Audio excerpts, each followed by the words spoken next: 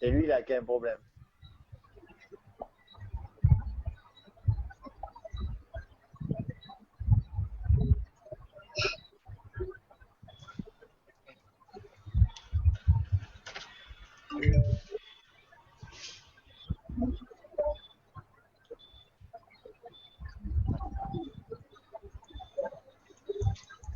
Oui, oui.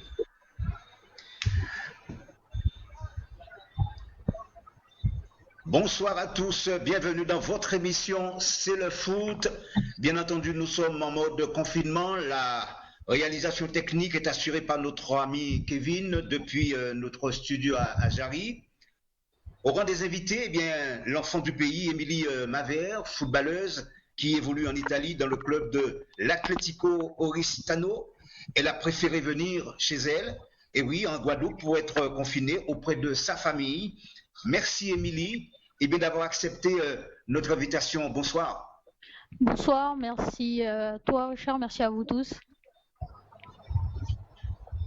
Merci. Valérie Scala, bonsoir, vous êtes psychologue. Bien sûr, votre présence dans cette émission est très significative. Il y a le confinement, c'est vrai, on le sait. Dans quelques jours, le 11 mai plus précisément, eh bien, commencera le déconfinement. Il serait intéressant de savoir l'effet psychologique que cela peut influer sur l'être humain. C'est l'une des questions qui fait sans doute appel à votre réflexion, j'ai envie de dire là aussi, et que je vous demanderai de répondre dans un instant. Bonsoir, bien entendu Valérie. Alors Pierre Feltreau, vous êtes le directeur Pôle Espoir auprès de la Ligue guadeloupéenne de football. Vous êtes en direct avec nous également. Bonsoir Pierre. Une thématique que nous aborderons bien entendu ce soir, entre autres, quelle démarche mise en place pour le suivi des jeunes qui sont au pôle, tant sur le plan scolaire que sportif durant le confinement. Bonsoir Pierre. Bonsoir. Merci à Canal 10 de m'avoir invité. Et bonsoir à tout le monde.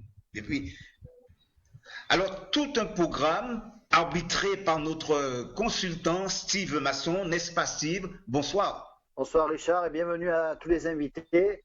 C'est un plaisir ce soir de recevoir un peu du football aussi féminin.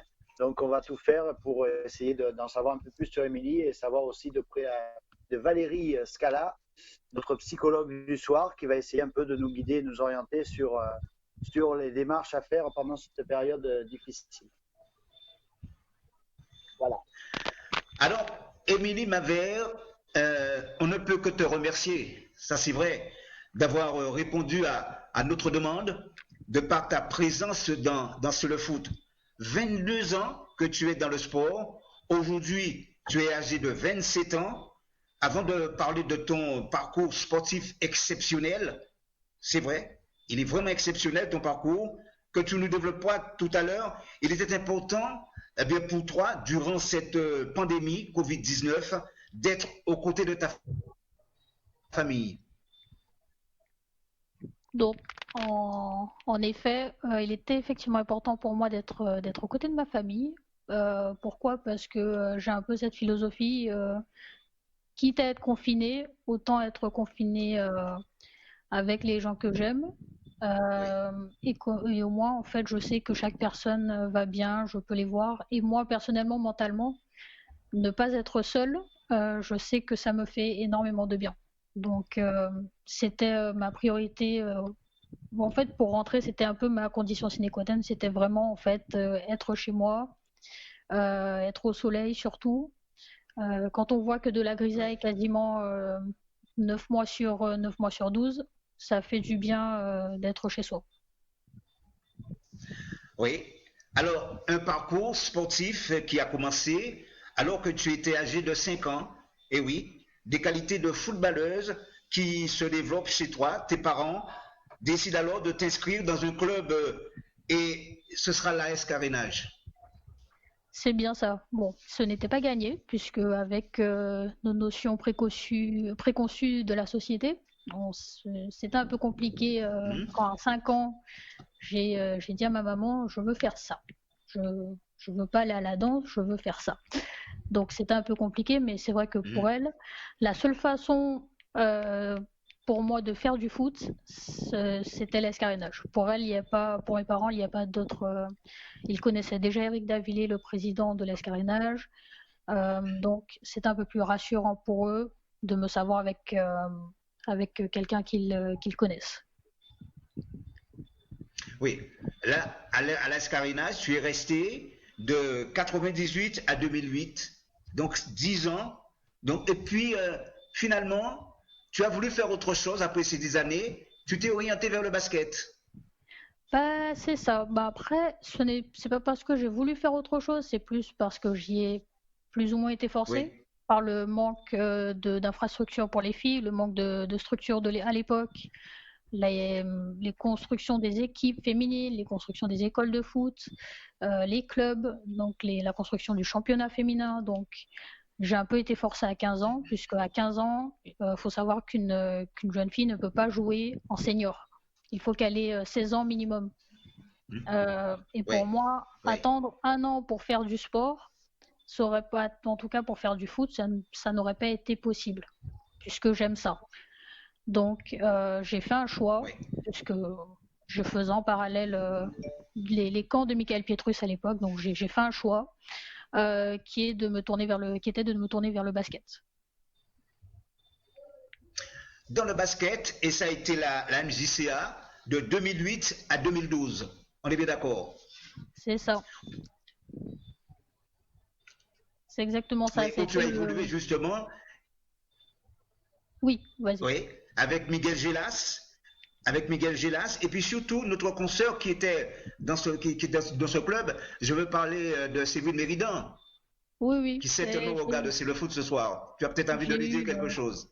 Bah, bonsoir Séverine, petit coucou à toi et je te remercie pour ces belles années en tant que coéquipière. Et puis petit coucou aussi à Yann Fedol qui je crois est aussi un de vos collègues à Canadis, qui a beaucoup couvert, qui couvre énormément le sport et surtout le basket, qu'il soit masculin ou féminin.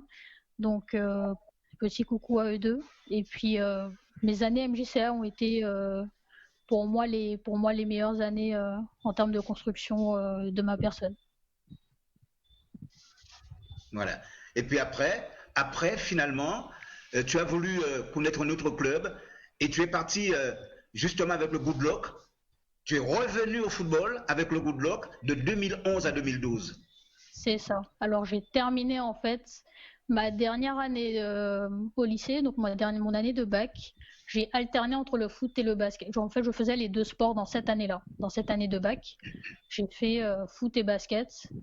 Et donc, j'ai pu retourner au foot quand j'ai eu la certitude que le championnat a commencé à se structurer correctement. J'ai pris la décision j'ai contacté la ligue moi-même, j'ai pris la décision de retourner au foot et j'ai eu un bon rapport avec le Good Luck dès le départ. Et j'ai pu reprendre grâce à ça. Et tu avais quel âge à cette époque-là? Oui. J'avais 19 ans. Non, mais... 19 ans, ok. Voilà. Oui. Oui. Mais c'est la suite qui est intéressante. Mais ensuite, elle est partie avec West Angeles College aux USA de 2012 à 2014. Alors, ce qu'on a envie de savoir, comment l'idée t'est venue justement de partir là-bas, de partir avec West Angeles College? Est-ce que c'était lié à tes études? C'était lié surtout au fait que j'avais ce sentiment de vouloir faire plus. Et je me suis dit oui, je vais en profiter pour mes études, mais c'était surtout parce que j'avais été repérée en fait au basket au départ. Donc c'est pour ça que j'ai pu partir là-bas. Et dès que j'ai saisi cette chance-là de partir, je me suis tout de suite dit, si j'ai l'opportunité, c'est toujours resté une petite pensée en fait dans mon esprit, de me dire si j'ai l'opportunité, je vais jouer au foot. Peu importe comment je le fais, même si c'est récréatif, je vais trouver l'opportunité, je vais le faire en fait. Mais au départ, West Los Angeles College, c'était essentiellement pour le basket et j'en ai profité pour les études aussi. Oui, pour les études, mais toujours dans le football et tu ne t'arrêtes pas puisqu'après, eh bien, tu vas à l'Université du Québec, ça c'est à Montréal, au Canada évidemment, et là, de 2014 à 2015, tu évolues dans ce club là-bas. C'est ça. C'était une des belles découvertes. J'ai tenté ma chance de me dire que je vais jouer en première division canadienne, qui est aussi un bon niveau universitaire. Je me suis dit que je vais tenter ma chance et je l'ai fait. C'était une année un peu compliquée parce qu'il fallait s'acclimater. Quand on sort de son chez-soi et qu'on est aux 35-40 degrés tous les jours et qu'on tombe sous le coup des moins 40, moins 45, j'avoue que cette année-là était compliquée. Mentalement pour moi, elle était compliquée. Mais je ne regrette pas l'expérience parce que ça m'a forgé un peu plus dans mon mental. Oui. Et après le Canada, tu t'es dit, bon voilà, je vais retourner en France et tu te trouves justement dans l'SPTT Albi où tu évolues de 2015 à 2016, quasiment une année là-bas. C'est ça. La SPTT Albi, qui à l'époque, quand j'y suis allée, était en première division féminine et jouait aussi la régionale 1. Donc j'avais l'opportunité de faire les entraînements avec la D1 féminine et aussi donc je jouais en fait les matchs avec la réserve en régionale 1. Donc c'était une super belle opportunité. Oui, opportunité. Et puis après, bon, ben, ça a été Paris Université Club de 2016 à 2017, quasiment une année encore là-bas. C'est ça aussi. Donc du coup, j'ai voulu en fait me rapprocher de ma famille puisque j'ai aussi de la famille en région parisienne et j'ai voulu me rapprocher un peu plus d'eux et donc sortir du sud et aller vers un peu l'Île-de-France et aussi le PUC a été une belle opportunité à travers la SPTT et le PUC. En fait, entre ces années-là, ce sont ces deux clubs qui m'ont un peu permis de partir en essai. J'ai pu partir à l'essai en Irlande, j'ai pu partir à l'essai aussi en Suisse. J'ai pu rencontrer des gens à travers ça, en fait. Et des essais qui n'ont pas été concluants? Il y en a qui étaient concluants, mais c'était l'aspect financier qui faisait défaut. Parce que les filles, dans les clubs féminins, on n'a pas les mêmes budgets que les garçons. Et donc, du coup, c'était à chaque fois l'aspect financier qui faisait défaut. Et tu as voulu aller encore plus loin. Ça, c'est vrai, puisque tu es parti avec la Lokomotiva Brno, ça c'est dans la République tchèque. Et là, tu es parti, c'était en août 2017. Tu n'es pas resté longtemps là-bas. Non, je n'y suis pas resté longtemps. C'est un championnat qui est difficile. C'est une langue, si on ne parle pas le tchèque, les Tchèques non plus ne vont pas faire d'efforts pour parler en anglais. Donc, s'il y avait peut-être une seule personne qui était capable de me parler et qui était capable de m'expliquer les entraînements. Et c'était difficile. J'ai fait tous les efforts possibles pour commencer à parler quelques mots de tchèque, mais j'avais pas de réciprocité en fait en termes de communication et du coup sur ce côté-là j'ai pas accroché. Mais la République tchèque en termes de niveau, le Slavia Prague en sort chez les hommes et chez les femmes. Le Slavia Prague joue la Ligue des Champions. Le Sparta Prague sont deux clubs de référence en République tchèque. Brno est la deuxième plus grande ville de République tchèque. Donc là aussi, en termes de découverte, c'était très intéressant pour moi. Et puis après, d'ailleurs, on va voir des images, puisqu'après, tu es parti avec le Dynamo de Guadalajara, ça c'est en Espagne, et ça c'est de janvier à avril 2018. Là encore, tu n'es pas resté très longtemps. Non, on va voir quelques images. J'ai un peu cette tendance à bouger, mais c'est en fonction de l'opportunité, c'est en fonction de comment je me sens. Donc j'avoue Oui. que les courtes périodes sont un peu dépendent juste de l'opportunité, du contrat. La difficulté avec le foot féminin, c'est que au bout d'un moment, un club, un président peut décider qu'il paye plus. Donc c'est un peu, on n'a pas cette possibilité, à part les gros clubs, on n'a pas cette possibilité en soi d'avoir une longévité dans un club en fait, si au niveau de la direction ils le veulent pas. Oui. Alors, ce qu'on a envie de savoir quand même, Émilie, parce que c'est vrai que ça te fait beaucoup de voyages. Est-ce que tu avais un manager? Est-ce que tu avais, je ne sais pas, est-ce que tu avais quelqu'un qui t'accompagnait ou alors qui te donnait les directives à suivre? Alors au début non, quand j'ai été tous mes essais, je les ai cherchés par moi-même. Donc entre 2015 et 2017, j'ai tout fait pour moi-même. Je me suis déplacée en Suisse par moi-même, j'ai tout fait. J'étais en Irlande seule pendant une semaine, j'étais en Suisse 2 fois de suite pendant une semaine seule. J'ai réussi à m'entraîner d'ailleurs en Suisse dans les structures de l'UEFA.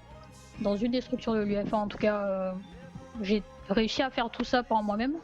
Après, forcément, on a toujours besoin d'aide arrivé à un certain moment dans notre carrière. On peut pas toujours tout faire tout seul. Donc j'ai eu à travers la Suisse des contacts d'entraîneurs et j'ai eu aussi des contacts. J'ai eu mon contact en fait avec mon conseiller actuel. Et depuis, ben, on travaille ensemble et on essaye de trouver à chaque fois la meilleure situation pour moi en fait. Alors, Steve, quand on voit un tel parcours en ce qui concerne Émilie, ben, qu'est-ce que ça vous inspire, Steve? Ben, Je demandais aussi à Pierre son avis. ben, c'est surtout une grosse volonté déjà donc, de la joueuse. Donc après, et puis l'envie toujours d'aller tenter sa chance et de ne pas regretter surtout. Donc je vois qu'elle a eu des opportunités, elle a essayé à chaque fois de les saisir. Elle a surtout été les chercher, Et puis bon, maintenant que son parcours, c'est vraiment un bel hommage. Il faut lui rendre quand même parce que fallait oser. Et puis en parallèle, elle a suivi aussi, elle a avancé aussi au niveau des études. Donc je ne sais pas jusqu'à quel niveau et exactement quel diplôme elle a fait et que maintenant qu'elle puisse. Est-ce qu'elle vit réellement du football actuellement? Oui. Émilie. Depuis 2 ans, oui. Voilà. Ah ben, C'est bien. Depuis 2 ans, oui. ouais. Avant, c'était un peu compliqué. J'étais étudiante, donc Bien sûr. c'était pas Sûr. possible. Bien sûr. À chaque fois, c'était non. Pierre, Voilà. Ah non. Pierre Feltreau, je rappelle que vous êtes le directeur du pôle Espoir au niveau de la Ligue guadeloupéenne de football. Vous dépendez évidemment de la Fédération française de football. Un tel parcours, et quasiment la même question que je vous pose, qu'est-ce que ça évoque chez vous? Qu'est-ce que ça vous inspire, Pierre? Je me dis, premièrement, qu'elle doit être très forte mentalement parce que, bon, Ah, vivre ouais. toutes ces expériences, c'est pas aussi facile et ça montre que, bon, des fois, il faut se donner les moyens pour y arriver. Donc, je pense que c'est là peut-être son point fort et elle l'a toujours utilisé. Oui, parce que là, c'est pas Faire fini. déjà. Oui, Richard, même le faire en métropole, déjà en métropole, plusieurs clubs, c'est déjà une. Mais le faire en plus dans des pays étrangers, comme elle a dit, l'Espagne, le Canada, les États-Unis, en République tchèque, puis atterrir en Italie, c'est vraiment un bon coup de chapeau, quoi. Il n'y a plus à cet âge-là, quoi. Donc, C'est pas un long fleuve tranquille, ça. ouais. Exactement. Non. Alors, C'est dur aussi de trouver une stabilité, quoi. Donc, voilà. pour elle, c'est ça Alors, qui est difficile. Valérie Scala, c'est vrai que vous êtes psychologue, mais la psychologue que vous êtes, vous avez quand même votre avis là-dessus par rapport à son parcours. Moi, ce que je vois, c'est que c'est une jeune femme déterminée. Je sens beaucoup de volonté et de vision. Ouais. C'est-à-dire que pour avoir ce parcours qui a déjà une grande intelligence pour se projeter et aussi des grandes ressources d'adaptation et de prise de risque. Et c'est ça qui fait la différence, en fait. Hein.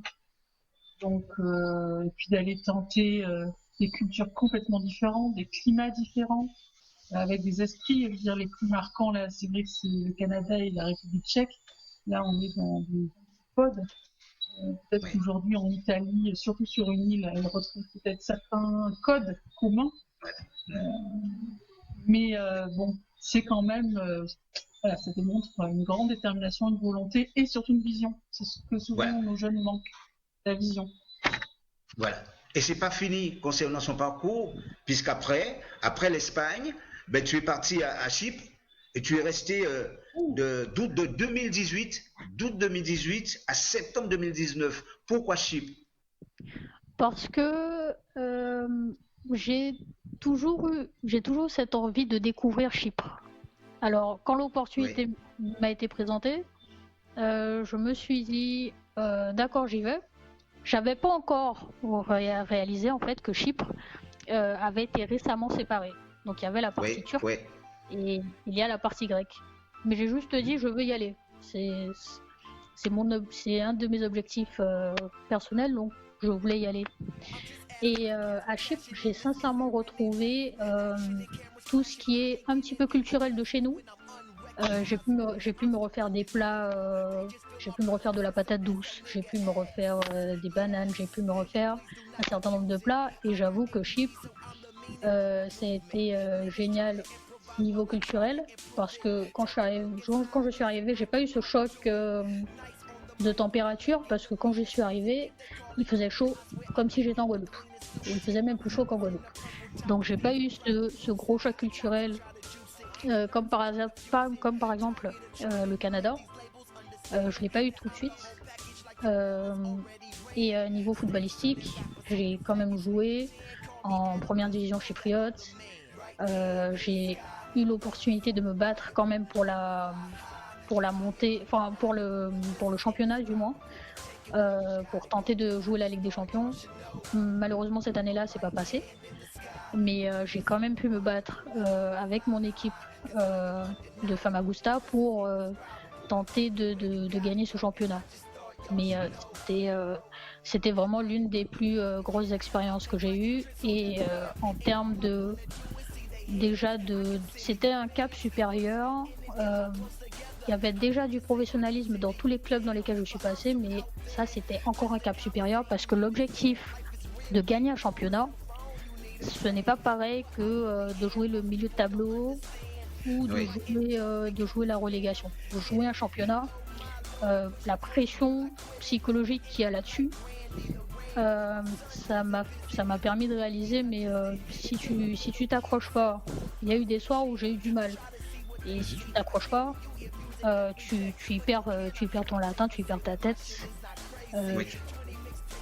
Et puis, l'année dernière, en 2019, ben, tu déposes ta valise à l'Atlético Oristano, ça c'est en Italie, où tu évolues actuellement. Ma question, est-ce que c'est ta dernière destination, ou alors ben, tu envisages peut-être d'aller quelque part d'autre? Alors, Oristano, c'est pas ma dernière destination. Mon objectif, c'est de rester, pourquoi pas en Italie, parce que je me suis habituée, j'avoue que je me suis habituée à la langue, à la culture. Pas encore au fait de manger des pâtes tous les 2 jours, mais je me suis quand même habituée à la culture, à la langue. Et donc j'aimerais bien pouvoir rester en Italie. Peut-être pas Oristano, mais j'aimerais pouvoir rester en Italie. Et si c'est pas l'Italie, ça sera autre part. Ça ne me dérange pas de rechanger, de me réacclimater. Après tout mon parcours, je pense que vous avez pu constater que je n'ai pas ce problème-là. Mais non, Oristano n'est pas forcément n'est pas ma finalité à moi en fait. Oui, alors après un tel parcours, on a envie de savoir pourquoi tu n'as pas frappé à la porte de la sélection. Je veux dire, à l'équipe de France, par exemple. Est-ce que à un moment donné, tu t'es dit, mais voilà, moi j'ai déjà parcouru, j'ai envie de dire, le monde, presque. Il faudrait peut-être que j'envisage de rentrer dans l'équipe de France féminine? La difficulté de l'équipe de France féminine, c'est que si on n'est pas dans les gros championnats et Oui, en D1 c'est dans ça. les gros championnats, euh, il y aurait une, il y aurait une- Vous confirmez, messieurs? Vous confirmez, messieurs? Vous Exactement. confirmez, Pierre et Steve, vous Oui, confirmez? oui, oui, oui, c'est ça. que Ben, ça Ça se surtout joue soit comme ça, même Alors, même chez continue. les garçons. Hein. que ça soit Ouais. masculin ou féminin, Alors, il y a continue. cette difficulté quand on n'est pas en Ligue 1 chez les hommes ou On joue pas la Ligue chez des les femmes. Champions. Voilà, c'est C'est cette c'est un peu comme ça logique chez difficulté-là. les filles déjà. comme chez les gars. C'est un peu logique La déjà. majorité des filles qui jouent en équipe de France jouent à Lyon C'est ça. Ou au, P- ou au PSG. exactement. Ou au PSG. À part une ou deux qui jouent au PFC, mais la majeure partie joue au PSG ou à Lyon. Ou à Lyon. Une ou deux Exactement. qui Voilà. soient partis, mais c'est comme ça, c'est Une à Bordeaux. l'ossature. Exactement. Il y Alors, a, aujourd'hui, Émilie, est-ce que tu peux dire que tu gagnes bien ta vie en jouant au foot? C'est juste une question. ça, je peux le dire maintenant, oui. La question Ouais. m'aurait été posée il y a 2 ans. Non. Mais là, maintenant, oui. Mais je suis Et pas, ton statut? on n'est pas encore, si on veut, dans des tranches salariales où on peut dire que on va être à l'aise. C'est-à-dire à mon niveau, je peux pas dire que D'accord. je vais être à l'aise. Je vais gagner ma vie, je vais être bien. Mais il y a des filles qui vont toucher moins. Et c'est ça la difficulté, D'accord. c'est ça la difficulté actuelle. Et même avec la pandémie, par exemple, là, on ne sait pas on va pas perdre la moitié des clubs féminins dans certains pays parce que il y avait déjà pas ces finances-là. Là, maintenant, ça peut être compliqué. Alors, tu sais, il y a beaucoup de filles ici en Guadeloupe qui pratiquent le football. Est-ce que tu as un conseil? C'est le moment d'en profiter. Est-ce que tu as un conseil à leur prodiguer, justement, à ces jeunes qui voudraient peut-être suivre un petit peu ta carrière? Si elles le veulent vraiment, elles vont y arriver, elles vont trouver une solution. Même si on leur dit non, c'est pas possible. Et si elles le veulent vraiment, elles vont chercher, essayer de se rapprocher au maximum euh, des personnes qui ont réussi et elles vont tenter leur maximum pour y arriver. C'est vrai qu'ici on n'a pas c'est ce que je déplore un petit peu, c'est que on n'a pas encore pu installer les championnats jeunes, on n'a pas encore pu installer au niveau des filles, en tout cas on n'a pas encore pu installer les championnats de jeunes, les écoles de football fixes, un championnat correct pour permettre aux filles de progresser, parce qu'on est Euh, obligé de s'exporter en fait. Pierre, Juste pour dire quand même que depuis la rentrée du mois de septembre, nous avons accueilli 2 filles de notre pôle espoir pour commencer à vraiment les faire travailler. Il y a un centre de perfectionnement technique régional aussi qui depuis septembre aussi travaille avec les filles U12, U13. Donc nous sommes quand même dans une dynamique pour développer le football chez les filles et nous pensons encore faire entrer une ou deux encore d'ici l'année prochaine dans notre pôle. Mais c'est aussi une volonté de la Fédé où les filles sont prises en charge. Il faut savoir que les filles qui sont au pôle sont prises en charge à 100% par la Fédération française de football. D'accord. d'accord. C'est Alors, génial et je vous applaudis pour ça Donc, parce que dont une à qui mon sort de époque, on avait Saint-Barthélemy. Hein. Donc on voit loin. d'accord. Donc, alors, la transition, Richard, oui, oui, justement, Steve, la transition, elle est toute trouvée. Eh bien, pour parler justement de ce pôle, avant de donner la parole à Valérie Scala. Donc, d'abord, Pierre, j'aimerais que vous nous disiez, que vous nous présentiez un petit peu ce pôle espoir qui existe actuellement à Guadeloupe. D'abord, son rôle. Bon, le pôle espoir existe depuis, on a l'agrément depuis janvier 2012. Avant, nous avions un centre de perfectionnement technique et avant, nous avions nos sélections. Jusqu'à 2012, nous avions un centre de perfectionnement technique où des jeunes à potentiel, on les accueillait sur toute l'année scolaire. Ils avaient un double projet. Et sur le double projet, il y avait surtout le projet scolaire qui était mis en avant. Et nous avons eu des résultats pas en termes de victoire. Jusqu'à 2012, nous n'avons pas, c'était pas la victoire, c'était dans la qualité de nos jeunes. Parce que et depuis 2012, nous avons eu, à travers ce que l'on a montré au niveau de nos jeunes, pas de résultats, mais de la qualité intrinsèque de nos jeunes, nous avons eu l'agrément de la Fédé, qui nous a permis depuis janvier d'être Pôle Espoir. Il faut savoir qu'il y a 14 Pôle Espoir en France. Il va y avoir un 15e qui va peut-être ouvrir en septembre. Nous sommes le seul aux Antilles-Guyane. Dans l'outre-mer, il faut dire que c'est le seul Pôle Espoir. Il y en a deux actuellement. Il y en a deux. Un aux Antilles-Guyane et un à La Réunion, qui date de... à La Réunion, voilà, c'est ça. Depuis plusieurs années. Donc, nous, le but, comme je dis souvent, c'est de permettre à des jeunes qui ont un potentiel de suivre un double projet. À la fin des 2 années, ils font la 4e et la 3e. À la fin de leur cursus, il y en a ceux qui ont le potentiel partent en métropole. On ne peut pas sur un groupe de 20 joueurs. Il y en a aussi qui restent ici. Il y en a qui rentrent dans les sections sportives aussi en métropole. Et depuis, pour pallier un peu, parce que quand nos jeunes sortaient du pôle, il n'y avait pas de structure après. C'est normal, parce que nous, ça fait que c'est encore là, on progresse petit à petit, on développe tout. Il faut savoir que nous avons que 500 joueurs. C'est rien. Par rapport à Paris, c'est rien. Nous avons que 500 joueurs U15. 515, 514. On va compter un groupe de... Quand ils rentrent, ils sont un groupe de 557 années. De là, cette année, on a ouvert une structure depuis, qui s'appelle le CERFA, qui permet à des jeunes qui sont en retard de maturité, qui peut-être ont un potentiel, mais qui ne peuvent pas partir de suite. Nous avons ouvert un pôle, une structure comme un centre de formation qui s'appelle le CERFA et qui permet à nos jeunes qui ne sont pas partis de continuer à s'entraîner avec un entraîneur qualifié qui leur permet, et on les emmène maintenant jusqu'à la terminale.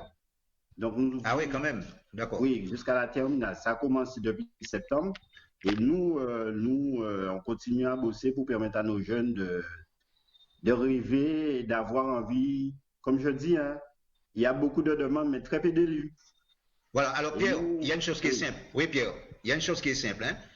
L'objectif avoué, je veux dire, de ce pôle, c'est d'abord préparer les gamins. Nous sommes bien d'accord, donc préparer des gamins de 13 à 14 ans, juste une préparation qui va peut-être les conduire dans un centre de formation par la suite. C'est ça? Les meilleurs. Les meilleurs, bien sûr. Pas tout le monde. On ne peut pas, tout le monde ne va pas partir, c'est clair. Ouais. Parce que c'est comme ça. Même, je vais vous donner un exemple. Hein, même là-bas, tous les jeunes ne signent pas dans les clubs pro. Ils ont un potentiel, on va les faire travailler. Il y en a qui vont partir. Il y en a qui sont à maturité là, peut-être qu'ils vont partir dans 2-3 ans. Il y en a qui vont partir maintenant. Mais c'est pas une ligne droite pour aller vers. On les prépare parce qu'ils ont un potentiel. Et quand on s'entraîne, on a plusieurs jeunes à potentiel qui s'entraînent. C'est normal qu'ils progressent plus vite par rapport au club. Donc nous, pour qu'ils puissent s'entraîner et aussi par rapport, on a aussi des entraîneurs qualifiés. Parce que moi, je suis le directeur du pôle. On ne prend pas n'importe qui pour être. Moi, j'ai le formateur. C'est un diplôme qui permet soit d'être directeur de pôle ou d'être directeur de centre de formation. On a aussi notre adjoint cette année, c'est Jocelyne Angloma, qu'on a fait venir. Nous avons aussi un entraîneur de gardien, nous avons un préparateur athlétique. Donc, nous sommes mieux lotis que les clubs pour que les jeunes puissent s'épanouir dans leur passion. À côté, comme je dis souvent, le plus important, c'est l'école. Et la pandémie nous montre aujourd'hui, parce que le football est à l'arrêt, que la priorité quand même, c'est l'école. Donc, alors, est-ce que vous avez mis en place, est-ce que vous avez mis en place une démarche pour le suivi des jeunes, hein, puisque c'est vrai, vous parlez d'ailleurs de ces jeunes qui sont scolarisés, c'est tout à fait normal. Est-ce que vous avez mis en place un plan scolaire et un plan sportif pendant le confinement?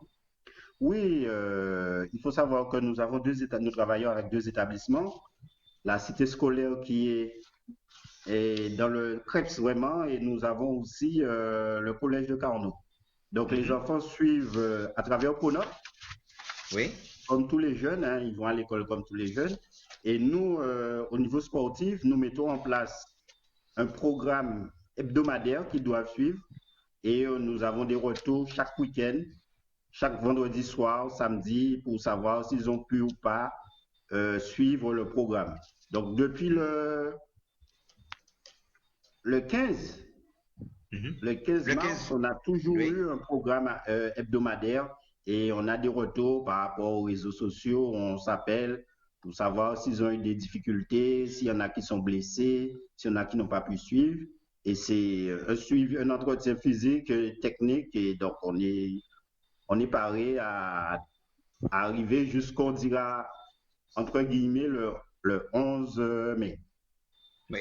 Alors, combien de jeunes ont été recrutés justement depuis 5 ans dans ce pôle? Et il y a eu combien d'échecs et de réussites? On ne peut pas dire quand les jeunes partent, on a à peu près une quinzaine de jeunes à être partis. Par exemple, cette année, pour la génération 2004, nous avons eu 6 jeunes qui sont partis, dont 2 qui ont été en équipe de France. Et il y en a toujours un qui est resté parce qu'il y a, parmi les 2, il y a eu un blessé, donc ça va vite. Hein. Mais il y en a un qui est toujours en équipe de France. Et nous avons déjà, même pour l'année prochaine, nous avons déjà un qui a signé. On pense aux jeunes. On pense au jeune Danois, c'est ça? On pense au petit Danois, c'est ça? Kevin Danois. Le petit Danois était oui, c'est lui qui est en équipe de France, Danois. Et donc, depuis 4-5 ans, nous avons à peu près, oui, une quinzaine de jeunes sur une population de 60 ans. Il faut savoir. Alors, et les autres? Et les autres, qu'est-ce qu'ils deviennent, les autres, Pierre? Ben, il y en a qui sont restés ici.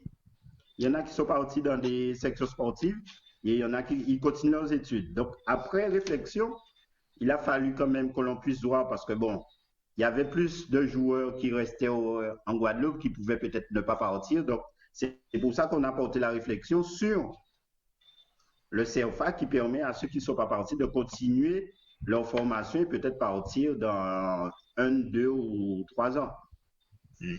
Steve.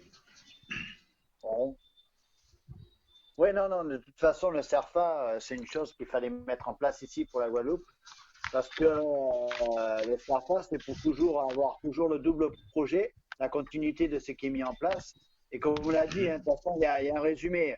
Alors, quand on dit ils partent, ils signent un contrat aspirant, ou un contrat. Quel type de contrat fait Pierre quand il part? Quand les jeunes partent, il y a plusieurs. Soit ils signent aspirant, ça dépend 1, 2 ou 3 ans, ou ils signent des conventions. Ça veut dire le joueur qui a signé une convention, c'est le joueur que le club va mettre, on dirait entre guillemets, en essai sur 1 an. Et s'il progresse, il aura un contrat d'aspirant derrière. Après, tout dépend de l'évolution. Exactement. On peut signer aspirant, on peut signer après, si ça se passe bien, on peut signer stagiaire, on peut avoir stagiaire pro, je ne veux pas dire qu'on sera pro, on peut aussi avoir un contrat élite. Voilà. Et le Graal, c'est de signer pro. Mais c'est très, très, très, très, très difficile. Parce que même en étant stagiaire, je vais plus loin, même en étant stagiaire, ça ne veut pas dire qu'on va signer pro. On en a beaucoup qui sont partis, qui ont été stagiaires en métropole et qui reviennent après ou qui partent sur des clubs de national pour trouver un contrat fédéral. Et c'est pas évident. Il faut savoir que sur 3 millions de Est-ce que vous les suivez? Nous avons en France. Est-ce que vous les suivez, Pierre? Oui, je les suis. Donc, je vais te répondre tout de suite. Je voulais juste montrer le ratio. Sur 3 millions de footballeurs en France, il n'y a que 1000 footballeurs pro. Voilà. Et sur 3 millions de licenciés. Et 1000 footballeurs pro. Donc, imaginez le ratio, c'est peu. Donc, après, nous, on fait, avec la Ligue, avec le CTS, on essaie de faire un suivi. Oui, on fait un suivi parce qu'il y en a qui partent. On fait un suivi pourquoi? Pour nos sélections. Nos sélections U17, nos sélections U19. Par exemple, cette année, la sélection U19 qui est partie avec Maurice Castries, l'équipe qui commence contre le Curaçao, il y avait 9 joueurs de l'équipe qui a commencé, les 11 de départ. il y avait 9 joueurs qui sont passés par le pôle, dont celui qui marque, on en a aussi qui ne partent pas. Et on a, par exemple, au CSM, on a le défenseur central qui n'est pas parti, mais qui est maintenant titulaire au CSM. Nous avons des joueurs qui ne sont pas partis, qui sont restés à JSVH. Il y a beaucoup de joueurs qui jouent. Féliciane qui joue, qui est parti, qui est revenu, qui joue à USBM. Donc, ça, chacun suit sa voie après. Mais il n'y a pas de ligne directrice. Non, et puis. Alors, Valérie. Ouais.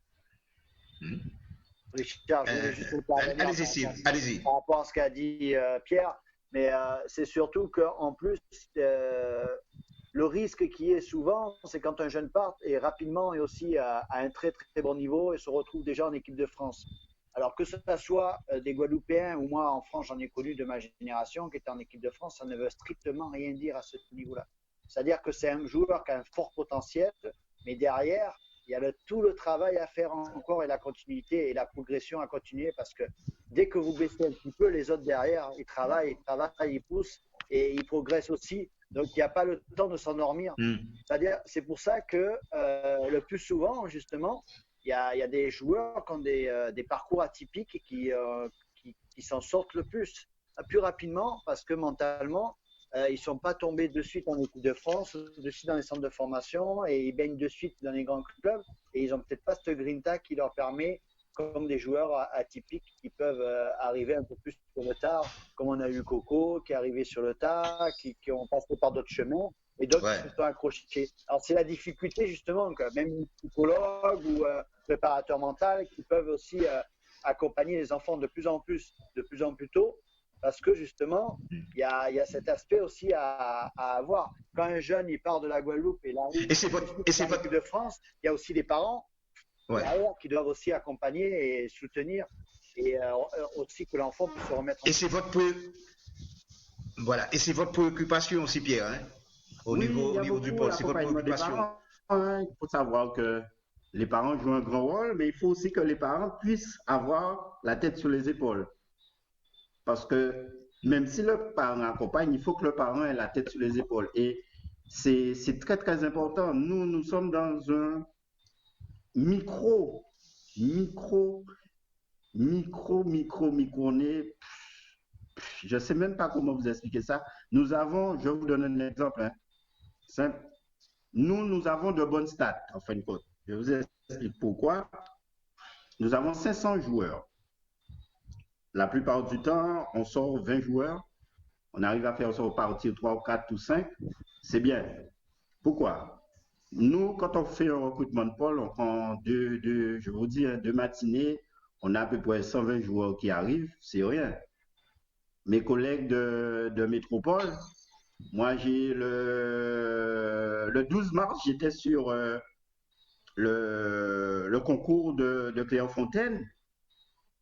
Ils voyaient et aussi il y a un problème aussi de niveau. Il faut le savoir. D'accord. Je voyais les joueurs, je vous donne un exemple, j'étais sur juste avant la pandémie là. J'étais sur les chapeaux 3 de Clairefontaine. C'est des joueurs top niveau qui ont signé et ce sont des chapeaux 3. Donc il y a tout ça aussi, il faut que les parents puissent comprendre que en Guadeloupe, c'est pas parce qu'on gagne un match et qu'on est au pôle que on est amené à être footballeur professionnel parce qu'on a des joueurs qui n'ont pas été pro. Par exemple, je rencontre un jeune. Il faut savoir qu'il y a plusieurs filières. On peut ne pas réussir autre part. Par exemple, en décembre, je rencontre un de nos anciens joueurs qui était de la génération Foulquier, qui était, quand il est rentré, il était en 5e. Maintenant, il est podologue. Donc, il y a 2 filières. Si on ne passe pas par le foot, on passe à côté par autre chose. Voilà. Merci, messieurs, en tout cas, pour cette longue page qui concerne le football. Mais vous savez qu'il y a aussi la psychologie. Et quand on parle de psychologie, évidemment, je pense tout de suite à Valérie Scala. Bon, alors, quand vous entendez tout ce qui se passe comme ça dans le foot, hein, psychologiquement, je suis très étonnée. Qu'est-ce que ça... Je suis très étonnée de réaliser qu'il n'y a pas de coach mentaux, de psychologue dans les équipes. Je trouve que c'est 50% du travail Et c'est vrai, hein, c'est la tête qui dirige le corps. Donc, je trouve que ça serait, pour les performances, très intéressant et de ne pas attendre le niveau pro pour l'avoir. Juste pour répondre quand même, nos jeunes sont suivis quand même. Ils ont, en début d'année, un entretien avec la psy. Nous avons quand même un suivi au niveau médical de la psy et qui, en début d'année, ils ont un entretien et un suivi psychologique de notre psy durant toute l'année au CREPS.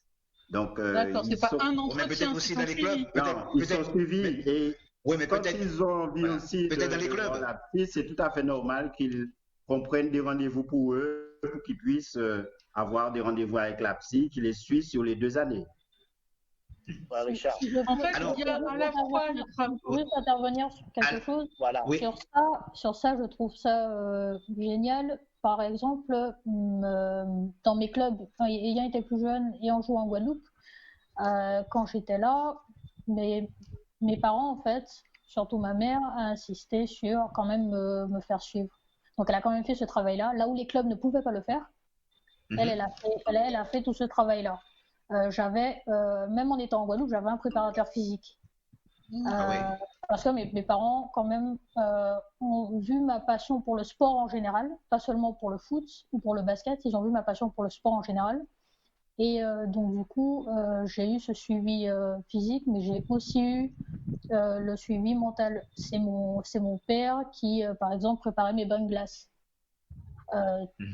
Il remplissait notre poubelle. On avait une poubelle spéciale pour ça. Il remplissait la poubelle et il me faisait rentrer dedans pour faire mes bains de glace, pour que je fasse en gros ce que la cryo fait maintenant. C'est ce que lui faisait pour moi. Et sur l'aspect mental et sur l'aspect psychologique, c'est ce que ma mère, par exemple, a fait pour moi en me faisant régulièrement, plus jeune, en me faisant régulièrement voir la psy. Oui, mais ce que Valérie dit, justement, ce serait peut-être dans les clubs. Attendez, ce que Valérie dit, ce serait peut-être, disons, une étude qui devait être faite dans les clubs. C'est bien ça, Valérie? Il y a deux suivis. Il y a le suivi individuel et il y a le suivi de groupe. Et les deux sont importants. C'est pas du tout le même apport dans le groupe et dans l'individuel. Et je pense que les jeunes actuellement en Guadeloupe n'ont pas tous le même accès à ces ressources-là. Là, pour Émilie, ses parents ont été très présents.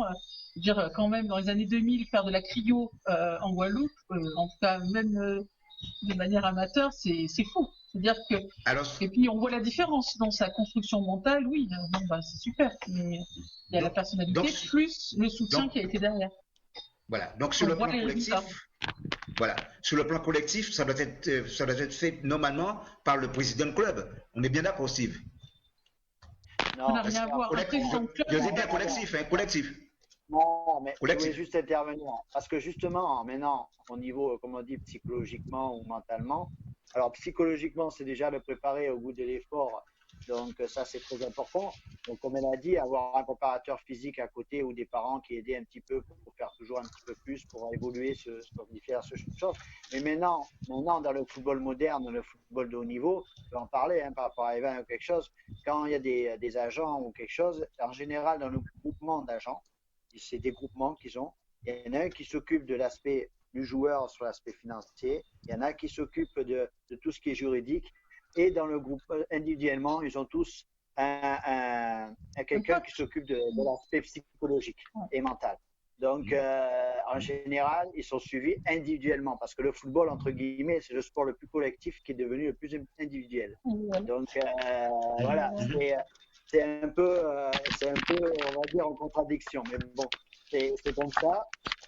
Mais souvent, maintenant, c'est ça. Après, on peut pas, les clubs ne peuvent pas se permettre d'envoyer, mis à part, comme on dit, par exemple, au Pôle Espoir, faire sur des trimestres une évaluation sur les enfants. Mais pour dire un suivi individuel, c'est plus personnel aussi. Parce qu'il y en a qui n'en ont pas du tout besoin. Donc, même si après. Non, ça fait partie du cahier des charges des pôles. Voilà, exactement. D'accord. Donc, ça fait partie du cahier des charges des jeunes. Et ça nous permet aussi d'avoir un profil du jeune et donc pouvoir mettre en place, s'il faut, s'il faut mettre en place des choses pour pouvoir. Peut-être aussi des fois, ça nous permet, nous aussi, de connaître le jeune, de savoir qu'est-ce qu'il veut. Parce que des fois, ils viennent aussi, on apprend de par des fois, même si on apprend que peut-être des fois, ils viennent pour faire plaisir aux parents. C'est beaucoup, il y a beaucoup de paramètres. Donc, il faut qu'on dresse un profil du joueur. Et à partir de ça, on va mettre en place ce qu'il faut pour que soit le joueur puisse se sentir à l'aise ou peut-être inviter les parents à comprendre aussi des fois l'enfant. Alors Valérie, puisqu'on va parler, c'est vrai que je ne vous ai pas donné souvent la parole, mais pour parler vraiment de psychologie, vous savez que la prolongation du confinement, moi j'ai envie de savoir, est-ce que c'est un danger pour notre santé mentale? Évidemment, vous êtes dans une émission sportive, mais est-ce que véritablement c'est un danger? C'est ça la question. C'est un danger pour, on va dire, 70% de la population. Et encore, je dis ce chiffre en l'air, hein, je ne peux pas vous dire des vrais chiffres. Hein, là, on va dire que j'ai fait du grosso modo, mais c'est un danger pour toutes les personnes qui n'ont pas les ressources et la créativité et l'alignement intérieur pour pouvoir trouver un espace de liberté dans un confinement. Donc, qui va... Vous voyez, c'est un mode de pensée et d'habituation qui est propre à chacun. Et c'est comme faire du sport, en fait. C'est rentrer dans l'excellence de qui est capable de se recréer un monde dans l'enfermement. Ça me fait penser à un film italien où on voit cet homme qui est dans une seule pièce et élève un petit garçon, et il lui fait, pendant la Deuxième Guerre mondiale, je crois, et il lui fait tout un monde alors qu'ils sont confinés dans très peu d'espace. Je ne me rappelle pas le titre, hein. Mais on voit la créativité de ce père qui lui fait vivre pendant des années l'enfermement, mais avec une ouverture totale. Donc ça, c'est qui? J'ai dit 30%, mais je crois que c'est encore moins de la population. Donc oui, c'est un danger, pour répondre à la question. Clairement, c'est un danger. Clairement, on en verra réellement les conséquences dans quelques mois. Fin d'année, je pense, parce que c'est peut-être pas tout de suite que ça va se voir. Là, il y a peut-être, il y a sûrement des détresses qui déjà, voilà, s'installent. Mais c'est après, quand les gens vont sortir, qu'on va réellement voir. Bon, ben... Parce qu'il va y avoir, en fait, il va y avoir des aspirations à la sortie qui ne vont pas être satisfaites. Oui. Je pense qu'il y a 80% de la population qui s'attend à un déconfinement, c'est-à-dire un retour de la liberté ou de la vie d'avant, et c'est fini. Ça, c'est une évidence. C'est une situation inédite, Richard. C'est une situation inédite. C'est-à-dire que personne n'a eu cette expérience, donc c'est une expérience nouvelle. Tout à fait. Voilà. C'est difficile. Et là, Valérie, est-ce que vous pensez que ça peut aller à, je sais pas, est-ce que vous pensez que ça peut aller à un risque de pathologie sévère, par exemple? Je pense que oui. De toute façon, la dépression, elle existe déjà en Guadeloupe. Hein, la dépression est un des maux, des fléaux de l'Occident, et la Guadeloupe n'y échappe pas. Donc, les dépressions ont pu être accentuées.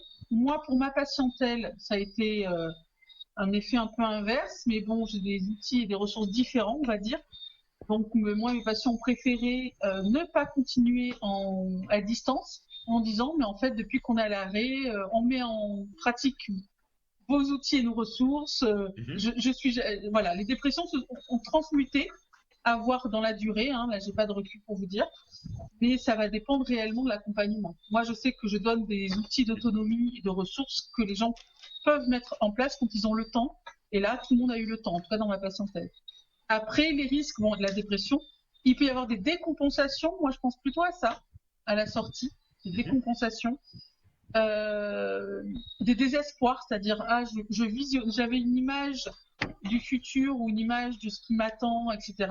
Puis bon, faut pas oublier l'impact des difficultés professionnelles et financières qui va être là. Là, ça va être comment chacun réagit. Donc, je crains aussi les suicides.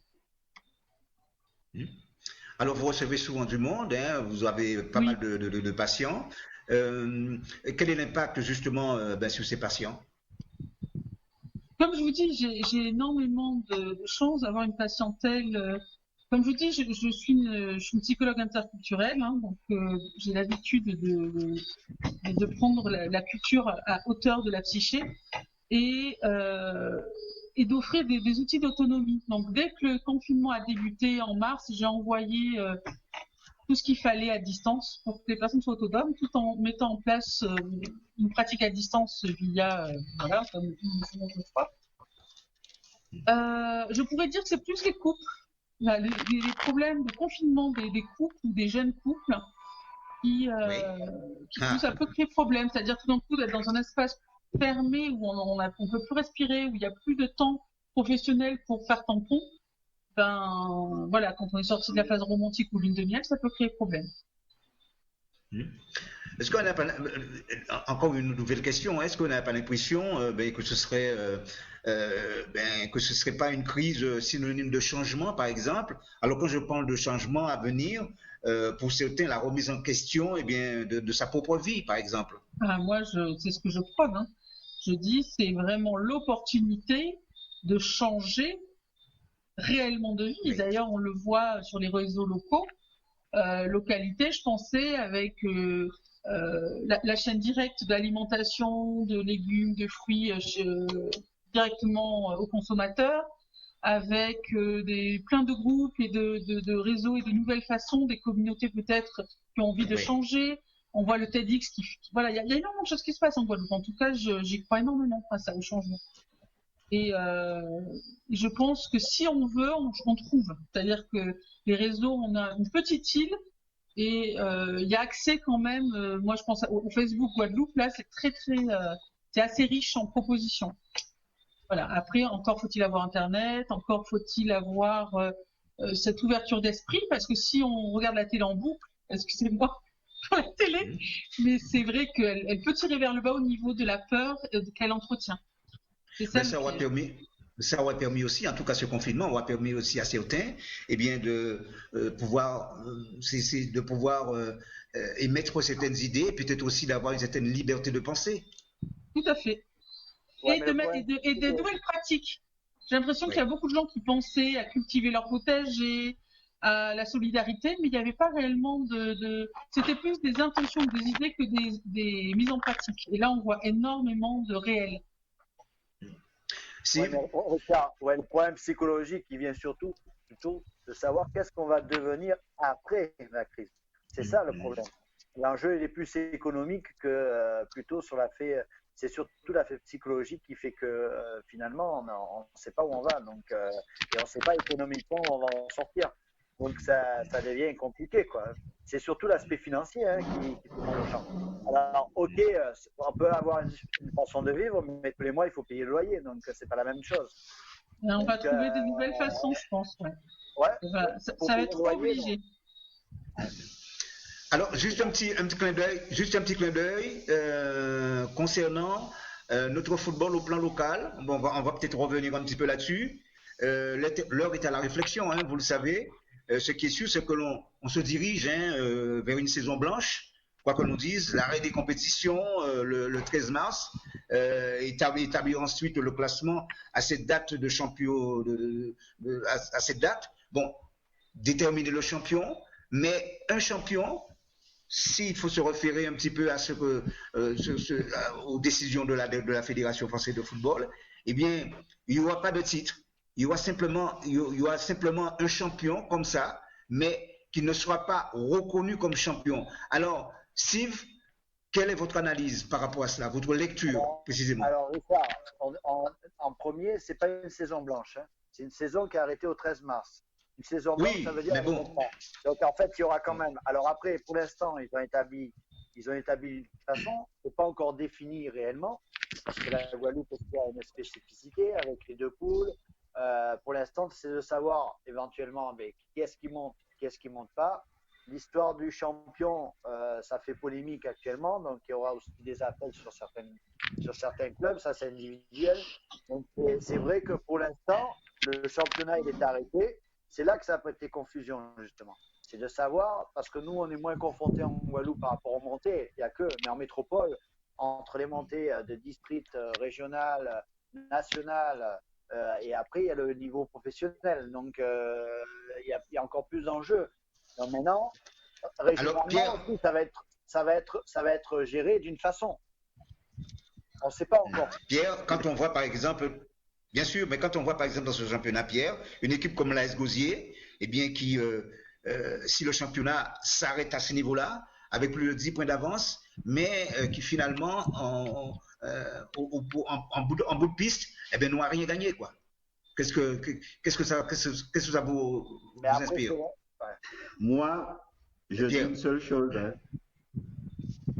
On va attendre les conclusions de la Fédé. Moi, je me lance pas parce que déjà, j'ai le droit de... Je suis quand même employé de la Fédé, donc j'attends. Bien sûr. Je ne peux pas me mouiller. Non, mais c'est... Alors, en attendant, ce qui se passe, c'est que la Ligue travaille sur les calendriers, vous savez, hein, la Ligue travaille sur les calendriers. Il y aura des contents et des mécontents parce que c'est une situation qu'on n'a pas voulu et il faut s'adapter. Hein. Oui. Donc, alors, je disais que la Ligue travaille pour le moment sur les calendriers parce que vous savez, il y a beaucoup de litiges et puis ils doivent remettre leurs travaux le plus rapidement possible pour voir si on peut au moins repartir, pourquoi pas, le 15 mai prochain. Et il y aura toujours une décision. Ben oui, il y aura une décision. Voilà. Il y aura toujours une décision, il y aura des mécontents. Voilà, exactement. Il y aura toujours des mécontents. Quoi que ce soit la décision, de toute façon, il y aura toujours des. Il y en a déjà, donc juste. Voilà. Donc, voilà. On attend. Alors, je ne me mouille pas. Messieurs, dames, nous sommes arrivés quasiment au terme de cette émission. Que le temps passe vite, ça c'est vrai. Alors nous allons conclure d'abord avec toi, Amélie. Donc le mot de la fin. Oui, excuse-moi. Émilie, excuse-moi.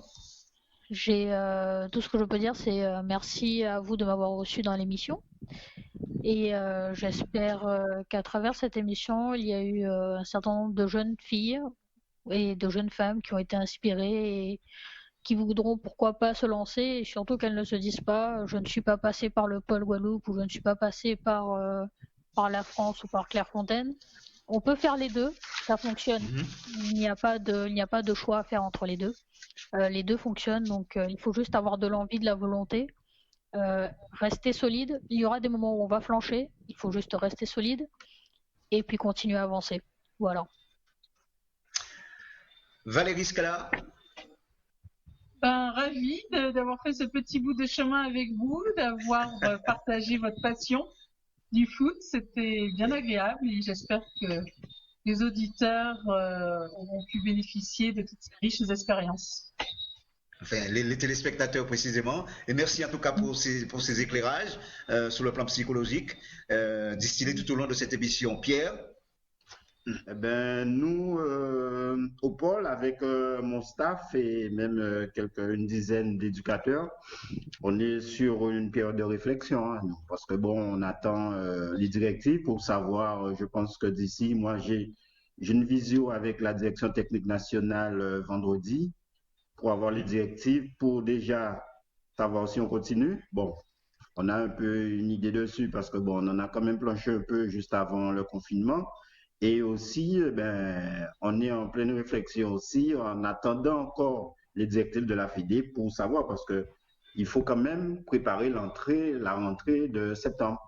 Donc, nous sommes dans une phase de réflexion avec les éducateurs, avec le CTS, pour préparer soit la rentrée là, et septembre prochain, parce que le foot ne s'arrête pas quand même. Donc, nous sommes là et on bosse pour que nos jeunes puissent avoir cette... Il faut savoir qu'on n'avait pas encore fait de détection et que bon, on va trouver un moyen pour que nos jeunes puissent quand même faire leur rentrée l'année prochaine au pôle.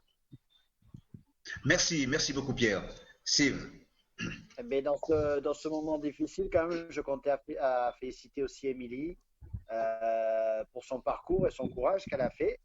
Et de venir au micro en plus un peu nous partager son expérience pour montrer aussi déjà que pour le football féminin c'est compliqué, donc elle a encore un parcours encore plus compliqué.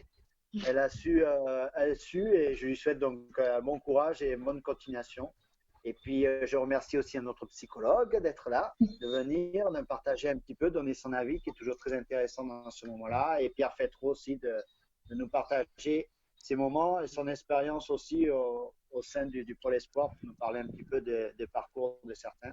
Et toi, bien sûr, Richard, surtout, et restez chez vous pour le reste du temps jusqu'au 11 mai pour vous protéger. Et j'espère vous voir bientôt dans l'émission. À tout le monde. Pas de souci, merci à vous quatre, hein. Merci Steve, merci Émilie, merci Valérie, merci Pierre, merci à vous quatre. Merci aussi également à Kevin qui a réalisé cette émission.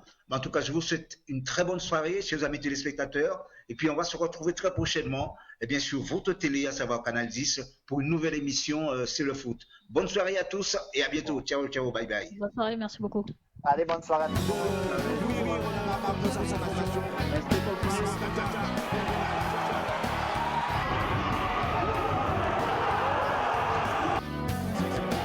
Et 14 aussi.